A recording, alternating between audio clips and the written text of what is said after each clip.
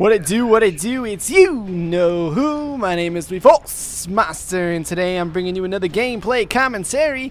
Today we got another game on Ghosts, Call of Duty Ghosts.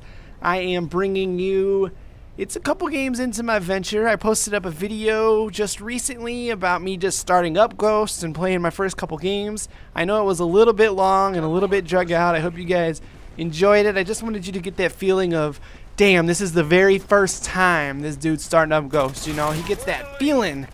I got a feeling. But anyways, let's get on with the video. So I'm going to bring this video to you, and inside this video I am including my initial thoughts on the game. So, my first few games, as you've seen, I just got completely slaughtered. Let me tell you something. Unlocking new weapons and figuring out the creative class system, adding attachments and everything, really helped my game, because I don't know, just the default classes that I had picked.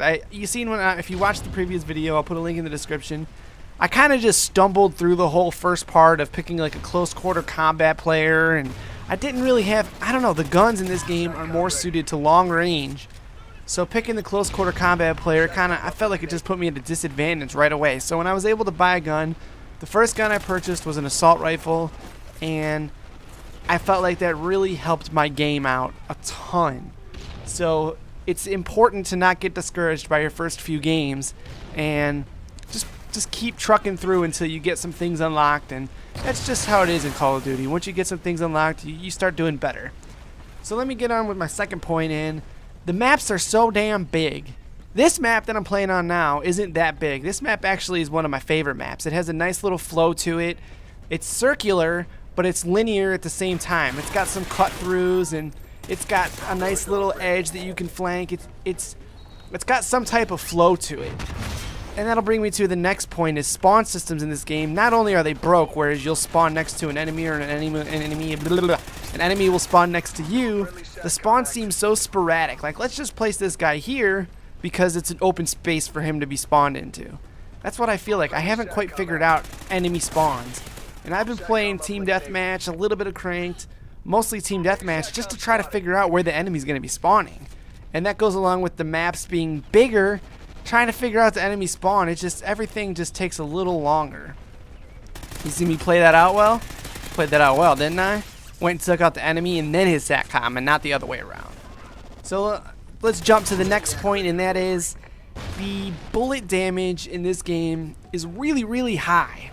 And I'm sure you've heard from other YouTube people, other YouTube commentators, if you watch anybody else, I'm sure you've heard them say the bullet damage on the weapons are really high. Well, the bullet damage might be high, but it always seems to work against you. For instance, when you're shooting at a person, you get the first couple hit markers and then you drop dead. I'm not sure if that's everybody, or if it's just because I'm trying to use a close range weapon and long range I get more hit markers. I don't know. I just seem to get a lot of hit markers, and I seem to drop really fast.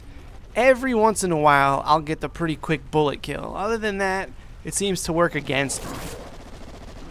That's my initial opinion on the bullet damage in this game. So let's jump to the next point, and that is the game types in this game. They're so different. They got rid of Search and Destroy. They got rid of Capture the Flag. They got rid of Headquarters. They've added a few different modes. Do you remember Infected from Modern Warfare 3?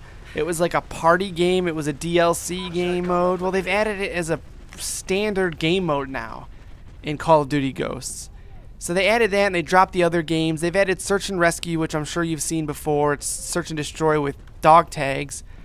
It's just the game modes just don't seem like they'd stick. This game still has Domination, which Domination is fun, but since the maps are so big, it plays differently. I've played it twice, I think, and I know it's going off of 2 times playing it, but since the maps are so big, it seems really easy to just run around and just keep flipping the flags. Oh, I'm going to go capture this flag. Oh, I'm going to run and go capture this flag. Because by the time you get to the next flag, the enemy's already flanked around the opposite way and taking your flag. So I don't know, I just haven't settled into a game mode that I really enjoy. I mean, Team Deathmatch is a great game mode. Cranked is okay. I just haven't found the one mode that I really enjoy. I'll be trying out new modes as I play. So another thing that really took a while for me to get used to was the mini-map up in the top left. It looks and resembles, just if you're just watching video, just like any other Call of Duty game, but when you're actually playing the game, it reads so much different than every other Call of Duty game that I've ever played. The way that since the maps are so big, and the mini map up in the top left is kind of a more zoomed out view than what it normally is, the enemy blips, the enemy dots, are a lot smaller, and they're a lot harder to pinpoint exactly where the enemy is. Now that might just be because I'm new to the game and I'm just learning the maps, but I find it very hard to keep track of where the enemy is based on the UAV.